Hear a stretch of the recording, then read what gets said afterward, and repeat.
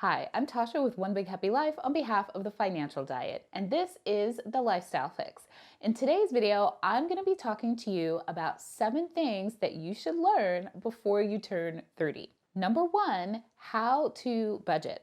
So, in your 20s, when you're first starting out in college, your budget is really simple, especially if you're living on campus and you have room and board provided to you. But then once you legit start adulting and head on out into the real world and have your own place with all the bills and all the things you want to do with your money, it quickly becomes apparent just how important it is to have a budget. And yet, still, a lot of people resist having a budget because they feel like budgets are too restrictive. But in reality, budgets show you just what your money is capable of doing for you. And when you have a budget, you can decide in advance where you want your money to go. So if you've been following the Lifestyle Fix for any period of time, you know that not only do I wholeheartedly believe in budgeting, but I recommend budgeting for an entire year at a time. And you can snag a free downloadable 1-year spending plan that you can use over at onebighappylife.com/budget. Now, a lot of people ask me, well, how can I budget for a whole year at once when I have an irregular income? And so the first thing that I want to point out about that is you may have an irregular income, but I guarantee you your bills are not irregular. Your rent is due on the first of the month. Your electricity bill is due, say, on the 25th of the month, every single month, no matter how much money you have in the bank. And that's why a 1-year spending plan is even more important for people who have unusual incomes, because then you can plan for when you're going to get that money so that you can move them into sinking funds for future expenses on those lean months. Figuring out how to budget your money and how to create a budget that you can stick to will benefit you in your 30s and beyond when you're looking to not only build wealth by saving for retirement, but also when you want to do things like perhaps have kids or move to a different state for new job opportunities. All of those things that you'll want to do in your 30s, the things that you have to balance and juggle, will be that much easier to manage in your 30s if you learn how to create a budget that you can stick to in your 20s. Number 2, how to invest. So most of us don't learn much about money growing up, and we certainly don't learn how to invest our money, but thankfully that's what the internet and channels like the Financial Diet and One Big Happy Life are for.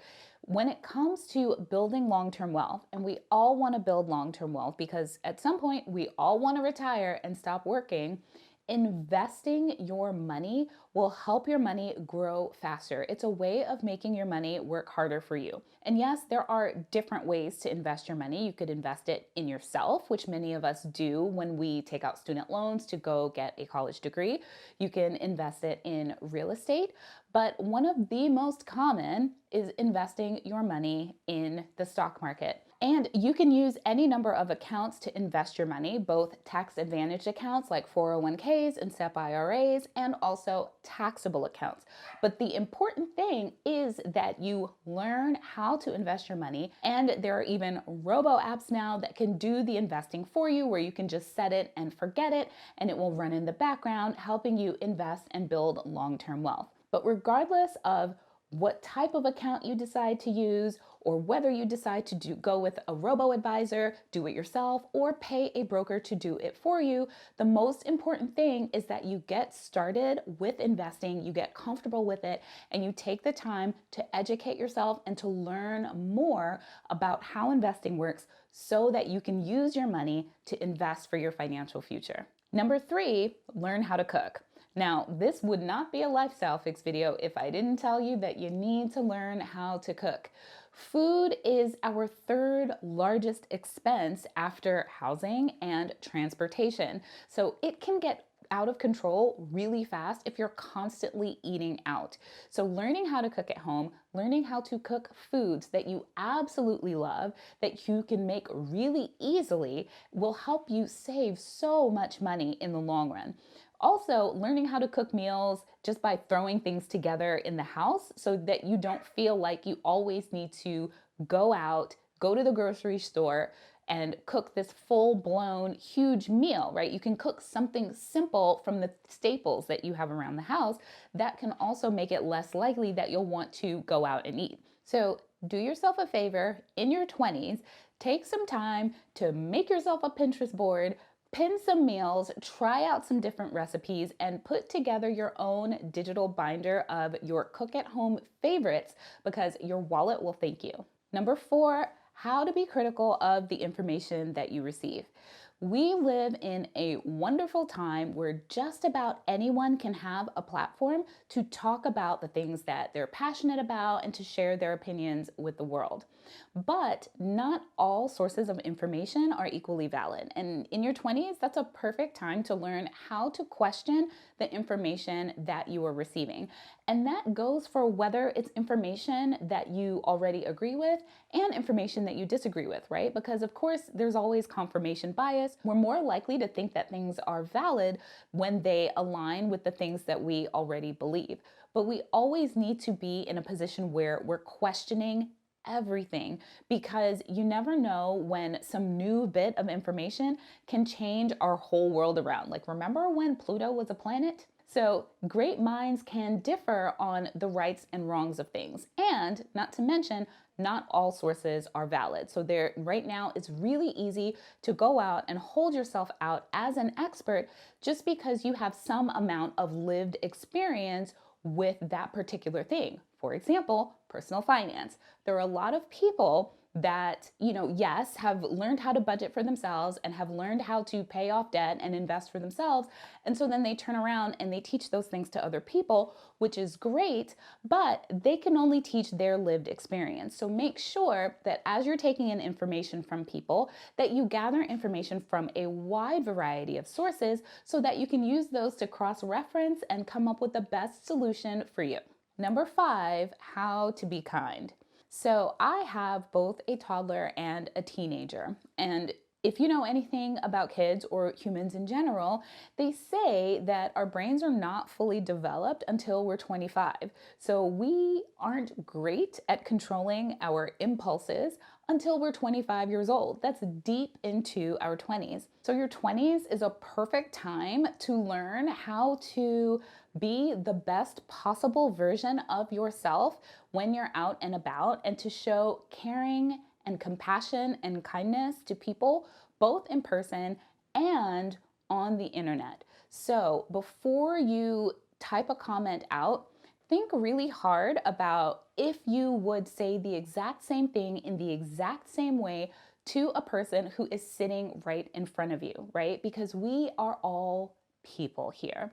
And this is especially important as we see and we read about the impact that social media is having on mental health overall, and especially on younger people. And so instead of seeing social media as an opportunity to run rampant and maybe let loose and be something other than you would be in real life, see it as a place where it's just an extension of yourself, your humanity, and the humanity of other people, so that we can always create this environment of inclusivity, of welcome, of kindness, and of mutual respect. Number 6, how to pivot your life. Here's the thing. When you first start out in life, you think you're gonna head in one direction, and it seems like a great idea, right? But all of this is based on theory. When you actually start living your life, that's where you really learn what you like and what you don't like. And I've talked before here on the Lifestyle Fix about the importance of making a change and feeling when you need to make a change and actually making that change. So you don't have to stay on a path just because it's the path that you thought was right 5 years ago or 10 years ago when you were 15 or 18 deciding when you were going to go to college. Now you're an adult, you're in your life, you know what it's like, and it's okay to decide that you don't want this anymore. I know I've done it repeatedly in my life, from getting divorced in my late 20s to quitting my job as a lawyer to run my own business. Those were both pivots that I knew were right for me in my life based on what I wanted and my vision for my future. Now, of course, I've learned how to pivot in a way that isn't to my detriment, right? I can make sure that I prepare financially, that I think through what it is that I'm about to do, that I make sure that I've adjusted my budget if this thing is going to affect my finances, which obviously getting divorced and quitting my job definitely affected my finances. But once you learn how to pivot, then it becomes easier to do it whenever you feel the need to do it, which honestly, it will happen in your 30s, in your 40s, in your 50s. Things in your life are going to change, right? What you want from your life is going to change.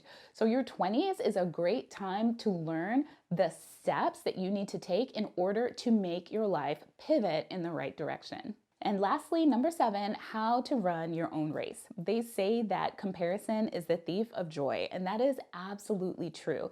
I like to tell people, keep your eyes on your own paper, right? You're on your own journey. This is your life. It's never going to look like anyone else's life, and honestly, you don't want it to. Right? So just focus on where you want to go in your life, what feels good to you, what you want to look back on when you're old and you look back on your life. What do you want your life to look like? Because when you get caught up in what other people are doing, it causes you to do the wrong things for the wrong reasons. You only get one life, and so you want to make sure that you are living your best life. And the only way that you can do that is to focus in on yourself and what feels good to you and what your dreams and goals and aspirations are, especially as they change as you get older. Because if you focus on what other people are doing, you end up following their path and not the path that's best for you. So I hope you guys enjoyed these tips and can apply them to your life as you go through your 20s by the time you hit your 30s. Thank you so much for watching, and be sure to tune in here next Friday for the very last episode of The Lifestyle Fix. I'll see you guys next week. Bye.